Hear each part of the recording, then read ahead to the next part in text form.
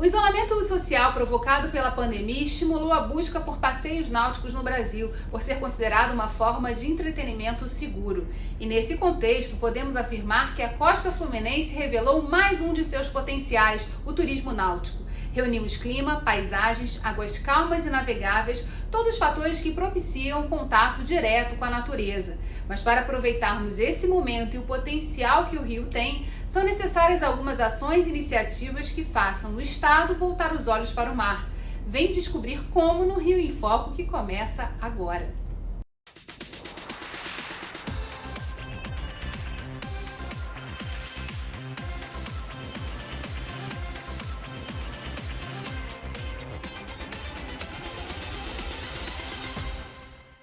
O Rio em Foco recebe a presidente da BR Marinas, Gabriela Marins.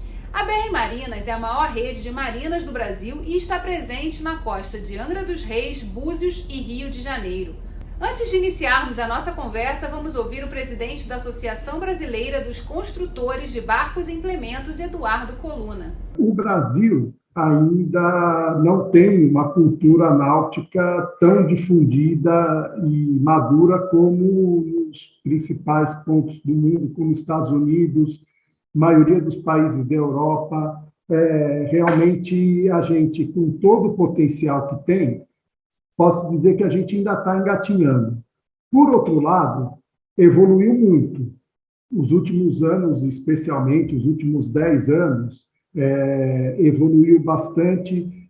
Nós temos boas empresas, bons fabricantes que estão num patamar de alta qualidade, design, não fica devendo nada para nenhum lugar do mundo, tanto que hoje tem muitas empresas exportando, até com certa consistência, e isso é um reflexo dessa melhora.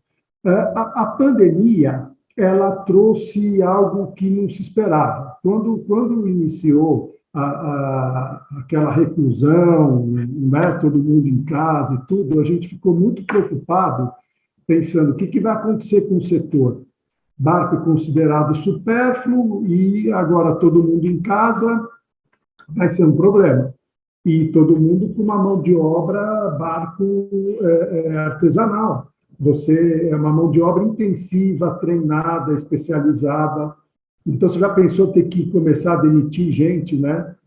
Foi bem complicado. Aí as empresas foram aderindo aos programas de governo, que foi possível manter os postos de trabalho, sem dispensar ninguém.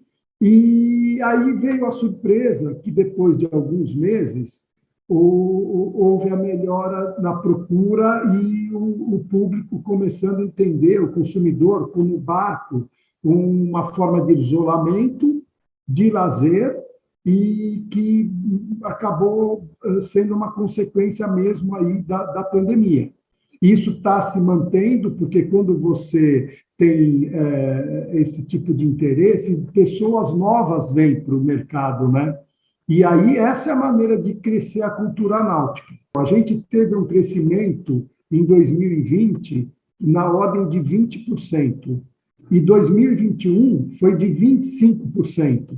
Em 2021, o mercado foi da seguinte maneira: olha, o faturamento foi de 2 bilhões de reais, isso gera aproximadamente 750 milhões de impostos, tá? São 6 mil empregos diretos e 30 mil indiretos. Isso para uma produção por volta de 3.500 barcos. E a projeção de crescimento para agora, 2022, a gente acredita que esteja aí por volta de 25%. Gabriela, como é que você tem percebido esse crescimento da indústria náutica no BR Marinas e essa movimentação por conta da pandemia também, né? Desse isolamento, do interesse de buscar o ar livre, principalmente o mar como possibilidade também de lazer? Assim como o Eduardo falou, né, que as pessoas querem muito mais estar ao ar livre, essa tendência, que não é uma tendência, ela realmente veio para ficar. É impressionante como é que a gente mora num país maravilhoso, com uma costa incrível, e ninguém usa a costa. É uma coisa de louco, né? Tem mais de 7 mil quilômetros, não sei se são 7 mil, sei lá, é um número gigantesco que não é utilizado, sabe? E há muito tempo que a gente vem com algumas ideias assim de trazer rampas públicas. Você imagina cada um ter um barquinho dentro da tua própria casa, na garagem de casa, e aí o cara acorda de manhã, vai até lá, desce essa rampinha pública, vai, curte, volta, ou vai velejar, ou vai passear, e aí curte com a sua família ou não, e volta, e é uma delícia isso, né? Esse contato com o mar é delicioso. E a gente não via isso acontecendo. Aí, com a pandemia, foi muito engraçado, porque primeiro a gente começou a ver o seguinte, eu comecei a receber milhões de poxa, Gabi, onde é que a gente aluga um barco? Gabi, onde é que a gente aluga um barco? Que não sei o quê. Aí, recebendo o WhatsApp, eu falei, caramba, a gente está precisando organizar essa brincadeira, entendeu? Está começando a ficar uma brincadeira um pouco mais séria aqui, né? Porque não tinha tanta demanda assim de gente querer alugar barco, principalmente no Rio, né? Em Angra até tinha, em Angra tinha 2 ou 3 empresas que já faziam isso assim profissionalmente. No Rio não tinha. E aí foi engraçado, porque a gente começou a conversar com os próprios proprietários de barcos que ficam na Marina da Glória, e aí a gente começou a passar essas demandas para eles, e a gente começou a ver que a gente precisava treiná-los também, porque eles também não sabiam como fazer isso.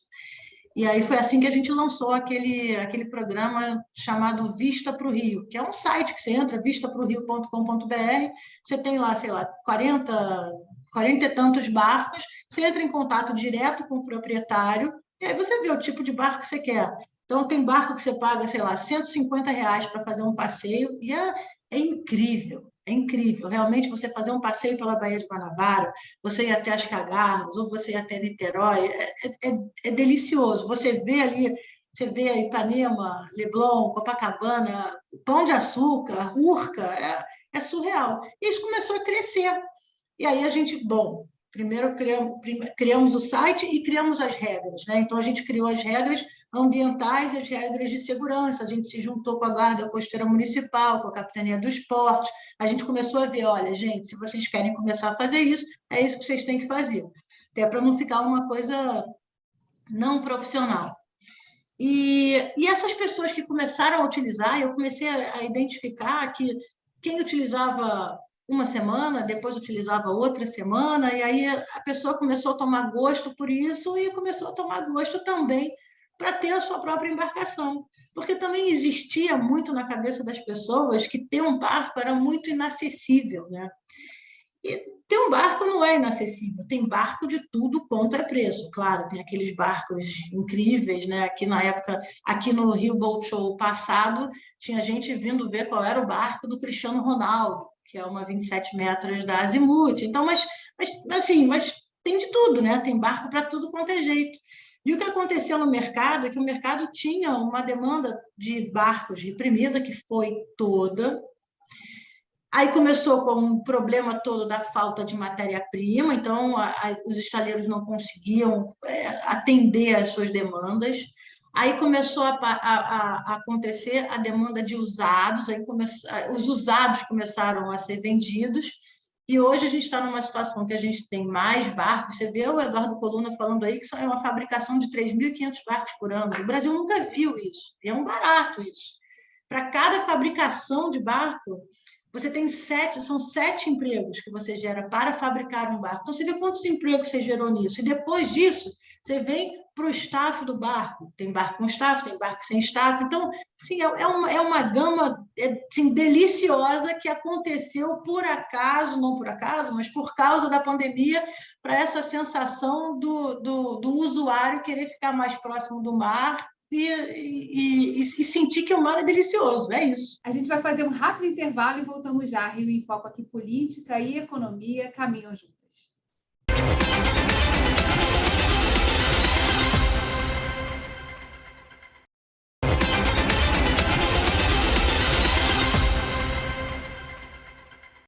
No bloco anterior, nós falávamos sobre a construção desse site e as oportunidades do turismo náutico por conta da pandemia. Gabriela, eu queria saber mais um pouquinho sobre essas experiências, né, que estão sendo proporcionadas a partir da junção de diversas instituições e órgãos para poder justamente trazer o que é o regulamento, que precisa ser o cuidado quando se está no mar, mas também as oportunidades de estruturação, né, de uma atividade que gera renda, enfim, gera possibilidade aí de diversificação dentro das ofertas do náutico, né, e abrindo essa perspectiva do turismo. Como é que foi o desenvolvimento disso, né? Você já falou dos números, né, de quanto da oferta que a gente tem disponível, mas conta um pouquinho mais como é que foi essa construção. Sabe que não existia uma relação muito próxima das marinas ou dos clubes náuticos, da Marinha e da Capitania dos Portos, no sentido de se criar regras, né? Então, durante a pandemia, a gente identificou, tanto nós quanto a Marinha, né, que são super parceiros, que têm assim, um trabalho muito bacana tanto de conscientização de segurança no mar, quanto de conscientização de segurança ambiental, né? E aí, assentar e construir algumas regras e começar a fazer treinamento também das pessoas. Então, a gente se juntou na Marina da Glória, por exemplo, e na Marina Verolme, a gente tem capacitação, né? Então, a gente tem capacitação de arrais, a gente tem as escolinhas de vela também, isso também é muito importante, tem capacitação de motonáutica, etc. Mas para a gente conseguir juntar todo mundo e conseguir deixar as pessoas responsavelmente aptas a começarem a fazer esse tipo de passeio, tinha que sentar todo mundo numa mesa, sabe? Não tinha jeito. E aí a gente tem que se colocar na visão da sociedade, assim, o que a gente precisa fazer para ajudar a sociedade para que isso ande com responsabilidade. E acabou que funcionou super bem, sabe? Eu acho que a gente faz uma fiscalização, só que nós não somos órgãos fiscalizadores, mas a gente faz uma fiscalização no sentido de ver se o barco está saindo direito, se está com todos os equipamentos, etc. Existe ainda a fiscalização da Guarda Costeira Municipal, existe ainda a fiscalização da própria capitania que faz essa fiscalização, mas esse é um trabalho contínuo e é um trabalho também de treinamento e conscientização dessas pessoas que querem fazer esse caminho. Então, usa muito, né? As próprias escolas de vela também ajudam a gente, né? Então, nós somos a casa da vela brasileira, com a CB Vela. Por acaso, até hoje está tendo os nossos futuros atletas olímpicos estão competindo aqui, estão treinando, está muito legal. Além desse crescimento, dessa articulação que aconteceu, né, e muito fomentado pelo BR Marinas, com essas instituições, a gente vem acompanhando pelo Fórum de Desenvolvimento a discussão da economia do mar, né? Vem crescendo também uma articulação maior e o próprio governo do estado criou um grupo para focar no desenvolvimento dessa economia, em tudo que a gente tem de potencial e que pode ser aproveitado com isso. Como é que vocês também participam dessa discussão da economia do mar, junto também a esse olhar das oportunidades e da sustentabilidade? Não, a gente tem 3 focos, né? Um é o foco ambiental, o foco de qual é a nossa responsabilidade enquanto empresário do setor e enquanto usuário do mar, nesse sentido, que isso é muito sério, né? A gente a responsabilidade do descarte do lixo, a responsabilidade do descarte de óleo, etc., e a responsabilidade de treinar essas pessoas. Os outros 2 lados que a gente foca também, além do lado ambiental, é o lado do treinamento, que a gente entende que falta muito ainda, falta muito treinamento. Apesar do treinamento ser diário, a gente pode treinar marinheiro, a gente pode treinar oficial, a gente pode treinar capitão, tem muito treinamento que pode ser dado. Treinamento em termos de tudo, não só num treinamento de mecânica, quanto um treinamento de navegação ou até um treinamento de como servir. Tem uma gama de treinamentos que precisa ser aprimorado. E o outro lado é o lado da questão do turismo mesmo, do destino turístico. Por que não ter piers em vários espaços onde a gente consiga fazer um acesso mais democrático e mais gostoso nas áreas? Eu vou te dar um exemplo, por exemplo. Você imagina quando você vai lá para fora e aí, sei lá, você vai para Nova York e você compra um ticket daquele hop-on, hop-off, daquele ônibusinho que você vai em todos os interesses turísticos. Você imagina se você faz isso de barco. Aí você para um barco, para na Marina da Glória, para no Museu do Amanhã, para no MAC, para no Niemeyer, aí para ali no Forte.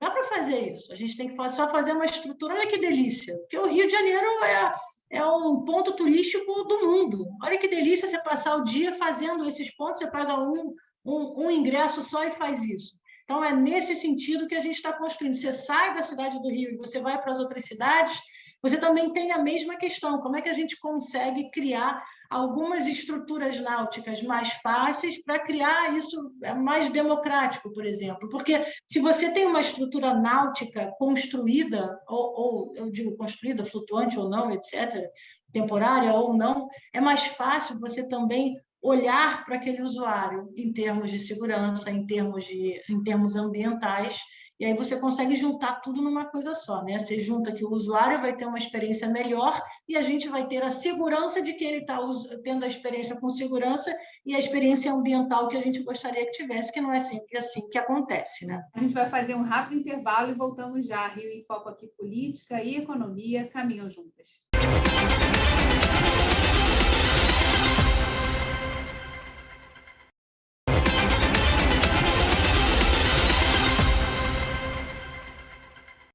O Rio em Foco está de volta com a presidente da BR Marinas, Gabriela Marins, para falar sobre o potencial e os desafios da indústria náutica no estado do Rio. Estávamos na cidade do Rio de Janeiro e agora vamos fazer uma pequena viagem para a Costa Verde.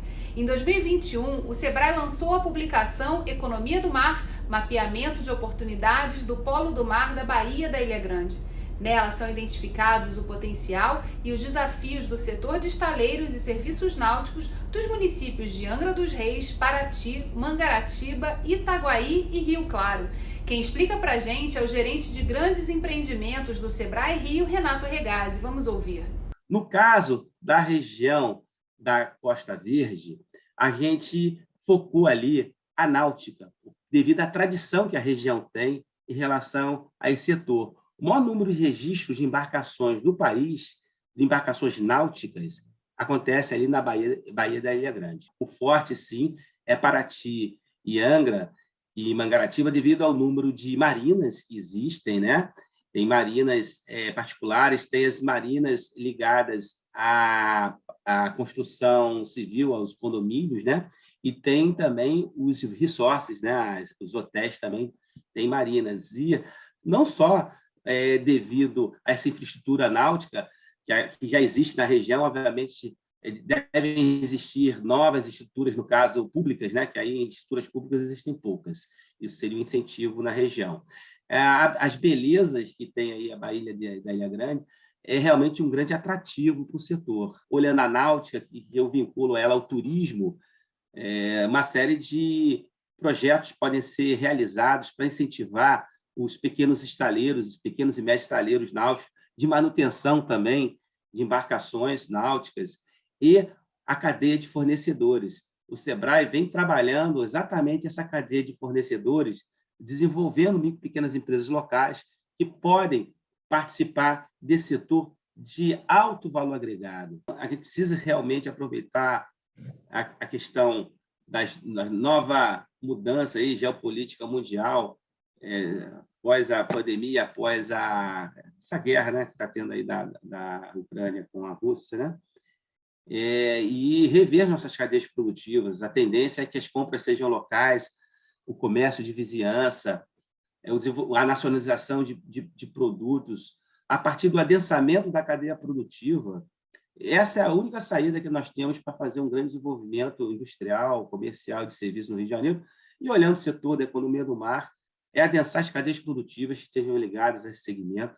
E olhando a náutica, quando você pega a estatística em relação à participação no PIB da economia do mar, o turismo, ele é sempre enorme, o valor do turismo nessa economia, não só no Brasil, mas se você for na Europa, nos Estados Unidos, isso é marcante. A gente realmente aproveita muito pouco do potencial que temos aqui na nossa costa fluminense. A gente estava falando do potencial, da possibilidade do Rio de Janeiro, né, de trabalhar melhor essa questão do turismo náutico, mas quando a gente olha a Costa Verde, o perfil é um pouco diferenciado, porque a gente tem muito turismo lá, veraneio, e um olhar mais de uso, né, da da água como espaço de entretenimento. É possível transportar algumas dessas discussões que a gente está tendo aqui no Rio, da cidade do Rio de Janeiro para a Costa Verde e vice-versa? Eu vou te dizer que tudo começou na Costa Verde, né? Até muito, muito o contrário, mas ouvindo um pouco o Regazzi falando, a Costa Verde tem uma capacidade de ser um polo náutico incrível. Só que para que isso aconteça, aí a gente precisa de foco. É um foco no sentido de ter um treinamento adequado e criar um espaço especializado para cursos profissionalizantes para isso, que não existe, né? O Rio de Janeiro tem um problema de mão de obra especializada, sim, mas a gente tem essa capacidade e essa possibilidade de se tornar, sim, um polo. Tem a questão dos impostos, que tem essa lei andando aí para a questão do ICMS, para esses pequenos estaleiros terem o mesmo benefício que os outros estados dão, e aqui no Rio já existiu isso, e quando existiu isso, vieram vários estaleiros. Quando esse benefício saiu, saíram todos os estaleiros e foram para os estados que davam esse benefício. Mas o benefício começou no Rio de Janeiro, porque o polo fomentador de náutica é o Rio de Janeiro. Então, eu entendo que é hora da gente voltar para isso. Agora, voltar para isso também de forma consciente, porque, graças a Deus, o mundo mudou e mudou rápido, obrigatoriamente, né? Que é essa forma consciente da gente olhar também esse lado de sustentabilidade. O incentivo a que a Gabriela se refere é a Lei 9.526, aprovada pela Alerj em 2021, que cria o regime diferenciado de tributação para o setor. Apesar de já estar em vigor, o governo do estado ainda não regulamentou a lei, o que impede que os empresários possam fazer uso do incentivo. A gente tem 8 marinas, né? Todas no estado do Rio. E 96% da energia dessas marinas é uma energia limpa, seja ela vinda pelo Mercado Livre, que é no caso da Glória, que a gente não pode ter aqueles painéis solares, e nas outras marinas são os painéis solares. Então, assim, a gente conseguir fazer um programa de replicação dessa questão e transferir também essa questão da responsabilidade para o pequeno empresário, e também mostrar para o pequeno empresário esse treinamento que ele tem que dar e tentar buscar desses órgãos facilidades nessas questões, nas questões de aprovações, e por tentar buscar desses órgãos também facilidades para pegar a SESC, pegar a SENAC, o trabalho do Renato, do Sebrae, que é incrível, e começar a pontuar toda a parte dos pequenos restaurantes, os pequenos produtores, tem um trabalho que a gente ajuda aqui, que é nosso parceiro, que é a Brigada Mirim da Ilha Grande, que faz um trabalho de maricultura incrível. Então, como é que a gente começa a ajudar de uma forma mais consciente, como é que a gente consegue ampliar um pouco mais esse conhecimento para os próprios usuários. Quer dizer, é um trabalho infinito, realmente conversar sobre isso é infinito, sem falar do processo da água, né? Que é o meu xodó, que 100% da água da Marina Verón vem do mar, água potável, que eu levo para minha casa para beber. Então, isso, assim, Gabi, que legal, é legal, mas é replicável. Por que a gente não coloca isso tudo na Ilha Grande? Por que a gente não coloca isso tudo nos outros municípios do Rio e a gente vira exemplo para o resto do mundo? Quando você falou que o assunto é infinito, né, dá uma agonia que perceber que a gente está chegando no final, e que a gente abriu aqui dois mundos, né, que precisam ser trabalhados. Falando especificamente da cidade do Rio de Janeiro, né, que é a porta de entrada aí do turismo e principalmente a possibilidade de se criar uma plataforma de experiência também no mar, para um turista que está buscando assim, espaços abertos, né, e essa questão do contato com a natureza. E falamos na região da Costa Verde de todo o desafio que tem também num espaço que já existe isso mais estruturado, quer dizer, já existem mais potenciais sobre isso, a questão da estruturação e da capacitação. Em ambos, você destacou muito a questão da capacitação, né? Que a gente precisa também caminhar junto com o desenvolvimento dessas atividades, com a questão da formação de mão de obra e especialização dessa mão de obra, profissionalização dela, com a ajuda desses órgãos, das instituições que a gente tem aqui no estado do Rio de Janeiro, que fazem um bom trabalho, um trabalho exemplar como o Sebrae, o Senac. Eu estou aqui tentando organizar as informações e a nossa conversa, mas eu acho que muito porque dentro do espaço do Rio em Foco, e do Fórum de Desenvolvimento, a gente sempre fala das oportunidades do Estado, né? E pensando aí o que o legislativo estadual, já que a gente está na TV Alerj, pode fazer em prol, né, do desenvolvimento do Estado do Rio de Janeiro. E aí você citou também a questão do incentivo fiscal, do ICMS, para poder beneficiar os pequenos estaleiros, para a gente poder justamente fomentar o retorno deles ao Rio de Janeiro, que é base aí do desenvolvimento dessa galera que já está indo embora, de maltratada que foi. Aí eu queria que você falasse um pouquinho mais sobre especificamente sobre essa questão do incentivo, ou, enfim, na sua visão, o que o Legislativo também pode fazer para ajudar nessa discussão, enfim, a gente conseguir ter, de fato, a concretização de todo esse potencial que o Rio tem. O Rio acabou sofrendo muito, né, com esses problemas políticos todos pontuais que a gente teve, e os outros estados acabaram não tendo tanto, né?